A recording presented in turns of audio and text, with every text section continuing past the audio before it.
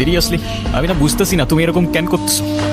আচ্ছা তুমি আমাকে বলো, বিএসসির জন্য আমার কানাডাতে স্কলারশিপ সহ সবকিছু রেডি ছিল। তুমি বললে এখন গেলে নাকি আমি তোমাকে হারাবো, তোমাকে অন্য কোনো ছেলের সাথে বিয়ে দিয়ে দিবে। ওকে ফাইন, আমি সবকিছু ক্যান্সেল করলাম। তারপর তুমি বললা তোমার বাবা বলছে যে বেকার কোনো ছেলের সাথে বিয়ে দিবে না। আমি সবকিছু ছেড়ে আমার বাবার বিজনেসে বসা শুরু করলাম, যেটা আমার এতটুকু ইন্টারেস্ট ছিল। আমি আমার সব ইচ্ছা ছেড়ে তোমার জন্য পারফেক্ট হওয়ার চেষ্টা করলাম। তারপর কিসের কমতি থেকে গেল যে তুমি আজকে এঙ্গেজমেন্ট রিংটা ফেরত দিয়ে দিচ্ছ? আরে আমাকে কারণটা তো বলো অ্যাটলিস্ট। কোনো কারণ নেই, আমার মনে হচ্ছে না আমাদের একসাথে থাকাটা পসিবল। That's it.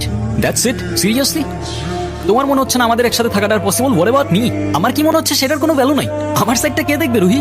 দেখো, এত কথা বাড়ানোর কোনো মানে নেই, অযথা সময় নষ্ট করো না। সময় তো তুমি আমার নষ্ট করছো। এরকমটাই করার হইলে আমার লাইফটা কেন নষ্ট করলাম? ভেঙে ফেলার হইলে সব আগেই ভেঙে ফেলতা, নাকি হুট করে এখন বেটার কাউকে পেয়ে গেছো? আমার যা ভাবার তুমি তাই ভাবতে পারো, আমার কোনো প্রবলেম নেই। আরে প্রবলেম তোমার থাকবে কেন? প্রবলেম তো তোমার ক্যারেক্টারে।